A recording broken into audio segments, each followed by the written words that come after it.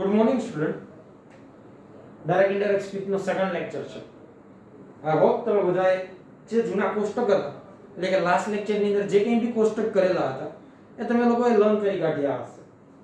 હવે વાત કરીએ છીએ આરવી રિપોર્ટિંગ સ્પીચ ની. RV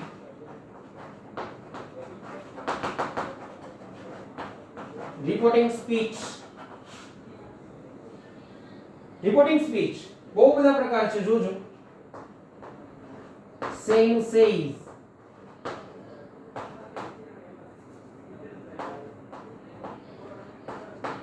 say to tell, say to say,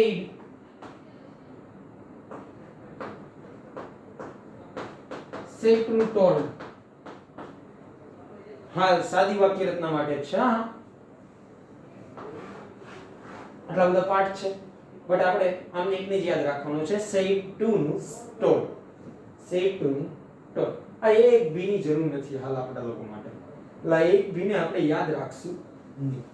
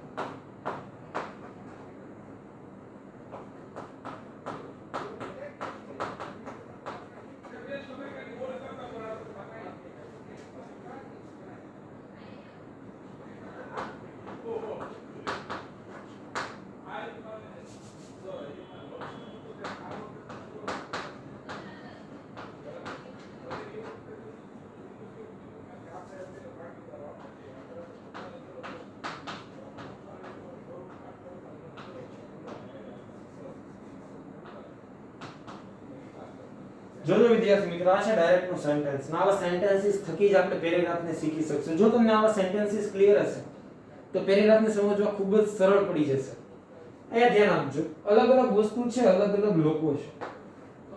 Mohan, એને તમે તમારો સ્પીકર કહેશો.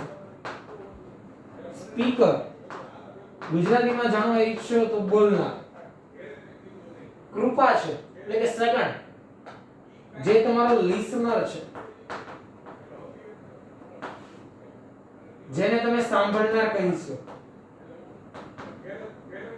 સેડ ટુ છે, જે આરવી છે. RV means reporting verb.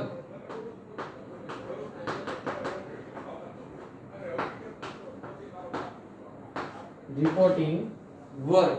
Said to છે, રિપોર્ટિંગ વર્બ છે. અહીં ડબલ ઇન્વર્ટેડ કોમા તમને દેખાતા હશે, જે અહીં સુધી છે.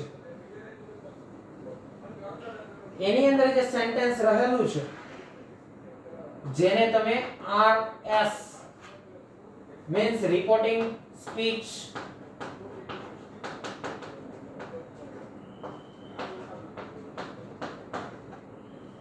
જેને તમે રિપોર્ટિંગ સ્પીચ કહીશો. અહીં કેટલાક નિયમ લખું છું.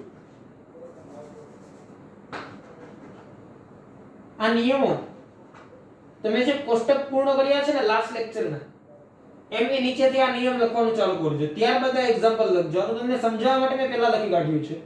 તમે જે કોષ્ટક લખો છો તેની બાદ આ નિયમ લખજો. નિયમ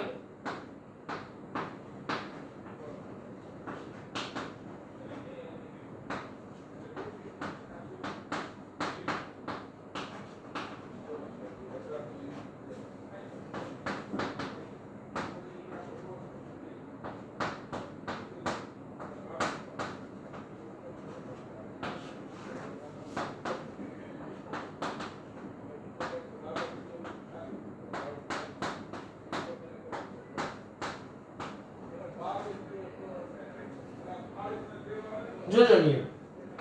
આ હોય તો સ્પીકર ના રૂપમાં, યુ હોય તો listener, હીનું he, શીનું she, ઈટનું it, ધેયનું they. હવે આ શું છે આ સમજીએ. એની પહેલા ડાયરેક્ટ ઇનડાયરેક્ટ માં છે ને ચાર મુખ્ય વાક્ય રચનાઓ છે. એક છે અસર્ટિવ, સાદી વાક્ય રચના, જે હાલ આપણે જોઈએ છે. સેકન્ડ છે ઇન્ટ્રોગેટિવ, પ્રશ્નાર્થ, ઇમ્પેરેટિવ, આજ્ઞાર્થ, અને એક્સક્લેમેટરી, ઉદ્ગાર. આ ચાર વાક્ય રચનાઓ છે. ચારેયમાં આરવીના રૂપ છે ને અલગ અલગ હશે. હાલ આપણે અફર્મેટિવ વાક્ય રચના જોઈએ છે, એટલે કે સાદી વાક્ય રચના. સાદી વાક્ય રચનામાં આ નિયમો લખાય છે, ત્યારબાદ હવે આ લખજો. સાદી વાક્ય રચનામાં સેટ નું રૂપાંતર ટોલ્ડમાં થશે. સાદી વાક્ય રચનામાં સેટ નું રૂપાંતર ટોલ્ડ અને કંજક્શન તરીકે, એટલે કે ડબલ ઇન્વર્ટેડ કોમા ને દૂર કરીને કંજક્શન તરીકે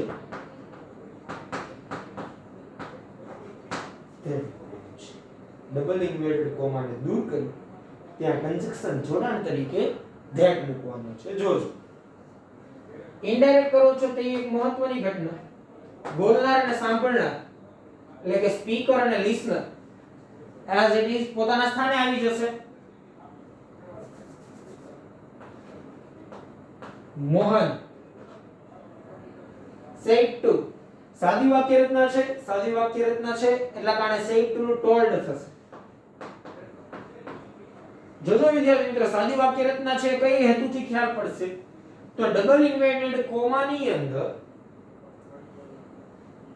વાક્યની શરૂઆત કરતા, એટલે કે I, we, you, he, she, it અને ધે આટલાથી થતી હોય અને વાક્યના અંતે ડોટ એટલે કે ટપકાની નિશાની હોય તો મતલબ એ થયો તે સાદી વાક્ય રચના છે. ફરીવાર, ડબલ ઇન્વર્ટેડ કોમાની અંદર રહેલી રિપોર્ટિંગ સ્પીચ ની શરૂઆત કરતા, એટલે કે I, we, you, he, she, it, they અથવા તો કોઈ નામ એમનાથી થતી હોય અને વાક્યના અંતે ટપકું આપેલું તો એ સાદી વાક્ય રચના છે. અને સેડ ટુ ના સ્થાને આપણે અહીંયા શું મૂકશું? ટોલ્ડ. કૃપા, મોહન ટોલ્ડ કૃપા. કંજક્શન તરીકે ધેટ, કંજક્શન તરીકે ધેટ એ મૂકવાનું છે. ડબલ ઇન્વર્ટેડ કોમાને મેં દૂર કરી દીધા અને કંજક્શન તરીકે ધેટ. ફરીવાર સ્પીકર અને લિસનર બંને એઝ ઇટ ઇઝ નીચે આવી ગયા. સેડ ટુ નું ટોલ્ડ કર્યું કારણ કે સાદી વાક્ય રચના હતી. ડબલ ઇન્વર્ટેડ કોમાને દૂર કરી કંજક્શન તરીકે આપણે ધેટ મૂકી દીધું. હવે આઈ છે રિપોર્ટિંગ સ્પીચ. જો ડાયરેક્ટ માંથી ઇનડાયરેક્ટ માં ફેરવો છો ત્યારે સૌથી મહત્વના ફેરફારો રિપોર્ટિંગ સ્પીચ ની અંદર થશે. ત્યારે સૌથી મહત્વના ફેરફારો રિપોર્ટિંગ સ્પીચ ની અંદર થશે. એના માટેના નિયમો છે. આઈ છે તો સ્પીકર ના રૂપમાં ફેરફાર કરવાનું. સ્પીકર અહીં કોણ છે? મોહન. મોહન કેમાં આવે? પુરુષ ની અંદર, હી ની અંદર આવે. એટલે હી લખી દઉં છું. પછી છે એમિઝા. એમિઝા નું રૂપાંતર કેમાં થશે? વોઝ વર્બમાં. હી જોડે શું લાગે? વોઝ.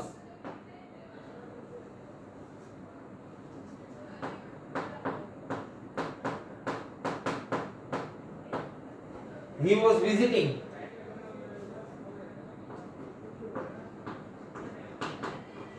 Market. With. જોજો યોર આપેલું છે. You. Your. આવું સર્વનામના કોષ્ટકની અંદર જોઈ ગયા હતા. મેં તમને લોકોને કોષ્ટક મોઢે કરવાનું કીધેલું. યોર નો મુખ્ય કર્તા કોણ છે? યુ. યુ હોય તો લિસનર ના રૂપમાં ફેરફાર. યુ હોય તો લિસનર ના રૂપમાં ફેરફાર. અહીં લિસનર કોણ છે? કૃપા છે. લિસનર કોણ છે? કૃપા. કૃપા means she, her,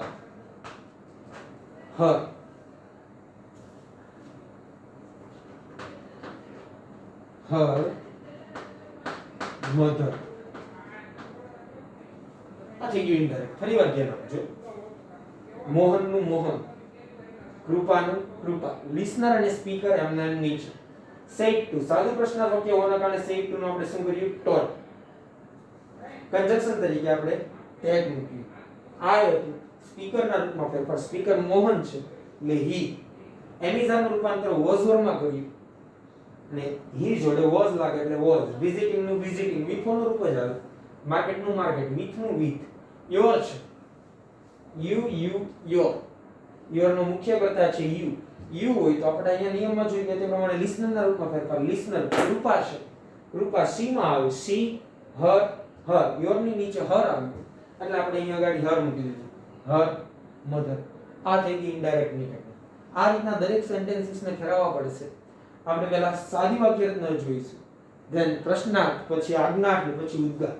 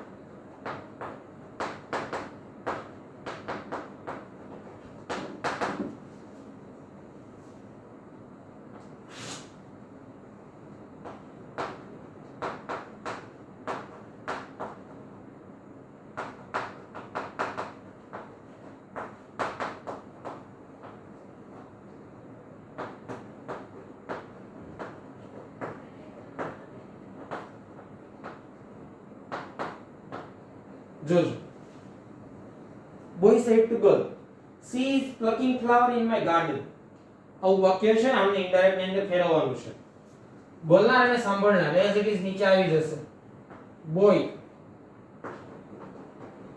girl. said to નું રૂપાંતર told ની અંદર થશે. boy told girl.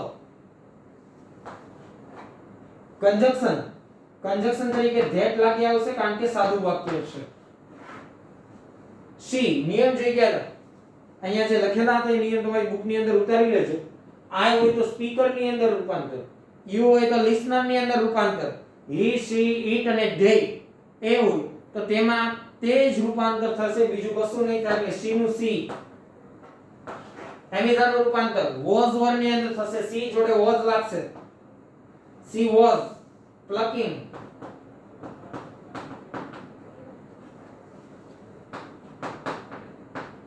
flower in my આપેલું છે.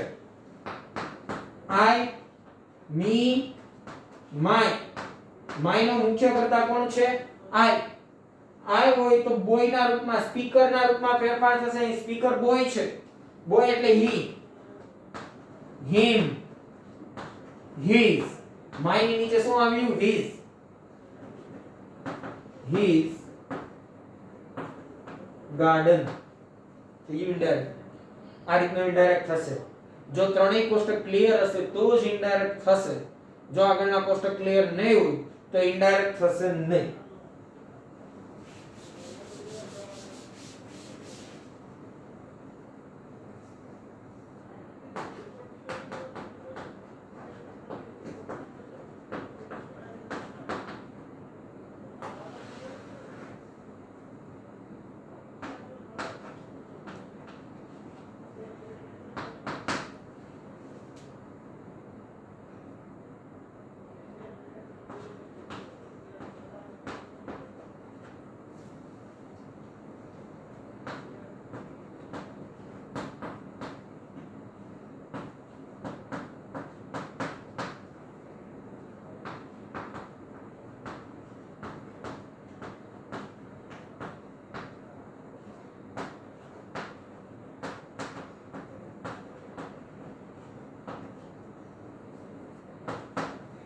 શું કહે છે? જો we were buying a gift for your birthday yesterday. we were buying a gift for your birthday yesterday. girl said to told. boy conjunction તરીકે that લાગી જશે. અહીં v તમારા હાસ્યા ઉપર એટલે કે જે તમારું પેજ છે એ ઉપર જે માર્જિન છે એમાં લખી કાઢજો. v નું રૂપાંતર ધ્યેયમાં થશે. કારણ કે વિદ્યાર્થી મિત્રો આ ઘણા બધા સ્ટુડન્ટ ભૂલી જાય છે દર ટાઈમે. અહીંયા ઉપર જ લખી કાઢજો v નું રૂપાંતર ધ્યેયમાં થશે.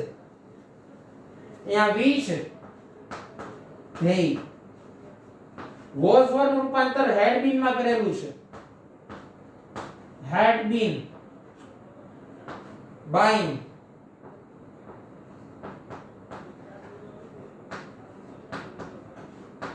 ગિફ્ટ ફોર જોજો યોર આપેલું છે. યુ યોર આ સર્વનામનું હતું. યોર નો મુખ્ય કર્તા યુ છે. યુ હોય સાંભળનાર અહીં કોણ છે? બોય. બોય એટલે હી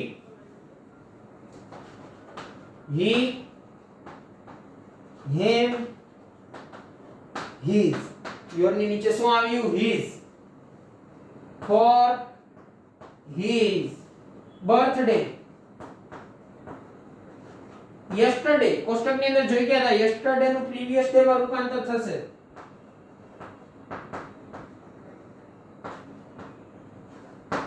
yesterday નું previous day માં રૂપાંતર થશે.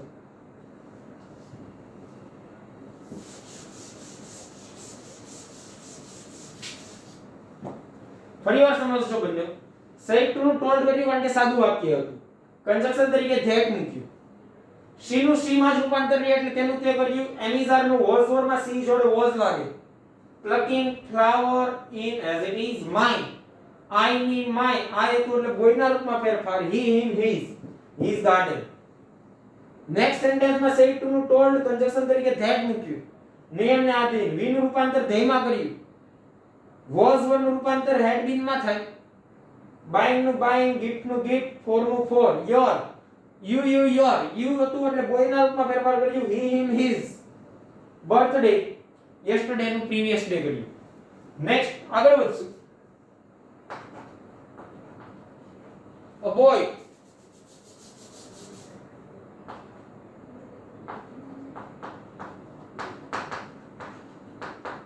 said to girl. A boy said to girl,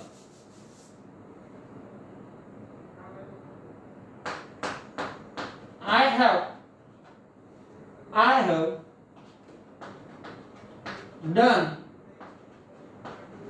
my task now. I have done my task now. આમ કહે છે. બોય નું બોય, said to નું told,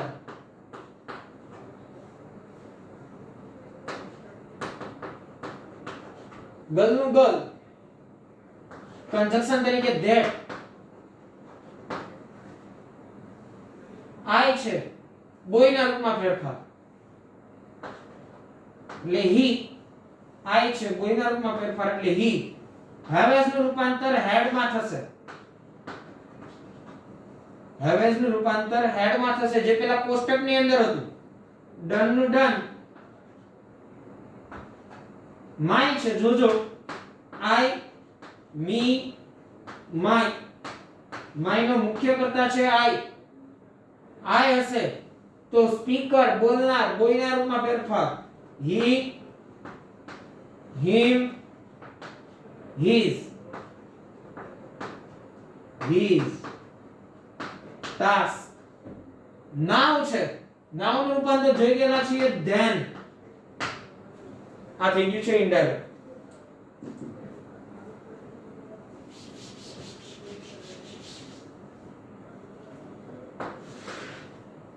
ધ્યાન જોજો.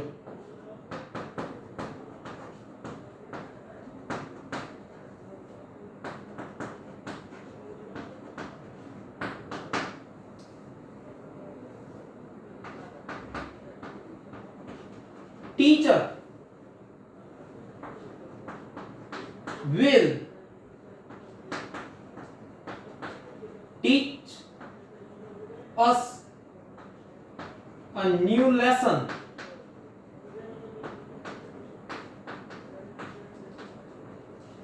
today.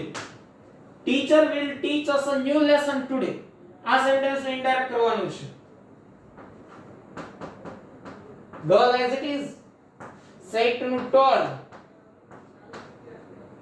Boy નું boy. કંજક્શન તરીકે that. ટીચર છે ટીચર, he she બેમાંથી એકમાં આવી શકશે. અને આપણા નિયમ અનુસાર he she it અને they જો ડબલ ઇન્વર્ટેડ કોમા ની અંદર કર્તા તરીકે હોય તો તેમાં કશું ફેરફાર ન થાય એટલે ટીચર નું ટીચર રાખી દઉં છું. ટીચર will નું રૂપાંતર would માં થશે, મૂળ રૂપ જ આવશે teach. અસ આપેલું છે જોજો, v નું અસ થાય છે, v નું અસ થાય છે ને v નું રૂપાંતર આપણે કેમાં કરેલું છે? ધ્યેયમાં. v નું રૂપાંતર ધ્યેયમાં કરેલું છે. ધ્યેયનું them. teach them a new lesson. today નું રૂપાંતર that day માં.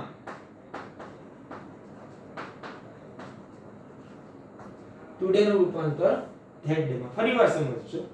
અહીં boy said to girl હતું, said to નું તમે લોકોએ told કરી કાઢી. કંજક્શન તરીકે that મૂક્યું કારણ કે સાદી વાક્ય રચના છે. સાદી વાક્ય રચનાની ઓળખ કઈ રીતના થશે? તો વાક્યની શરૂઆતમાં કરતા I, we, you, he, she, they હોવું જોઈએ અને પાછળ ટપકું હોવું જોઈએ. I હતો તો સ્પીકરની રૂપમાં ફેરફાર કર્યો એટલે boy. boy એટલે he. have નું રૂપાંતર had. done. my હતું I, me, my, he, him, his. task now નું ધ્યાનમાં રૂપાંતર. બીજું girl said to boy. said to told કર્યું. કંજક્શન તરીકે that મૂક્યું. ટીચર ટીચર he she બેમાંથી એકની અંદર આવે એટલે ટીચર નું ટીચર રહેવા દીધું. will નું would. teach us we નું us થાય, we નું રૂપાંતર they માં કર્યું, they નું them. a new lesson that day. આ સાદી વાક્ય રચનાના એક્ઝામ્પલ હતા. હજી આમાં do does અને did એટલે કે v1 નું v2 માં અને v2 નું v had plus v3 માં રૂપાંતર જોવાનું બાકી છે. એ આવતા લેક્ચરની અંદર જોઈશું. તમે પાછળના લેક્ચરમાં જ્યાંથી અટકાતા ત્યાંથી આ લખવાનું ચાલુ કરી દેજો. પેલા નિયમો લખજો. said to told માં રૂપાંતર કંજક્શન તરીકે that, પછી એક ઉદાહરણ જોઈ ગયા હતા તે લખજો અને પછી આ વાક્ય લખજો. એટલે complete direct indirect one by one topic wise લખતા જજો. નેક્સ્ટ લેક્ચરની અંદર આ જ ચાલશે પાછું, પરંતુ સાદો વર્તમાન ને સાદો ભૂતકાળ એટલે કે v1 નું v2 ને v2 નું had plus v3 માં રૂપાંતર આપણે લોકો જોવાના છીએ.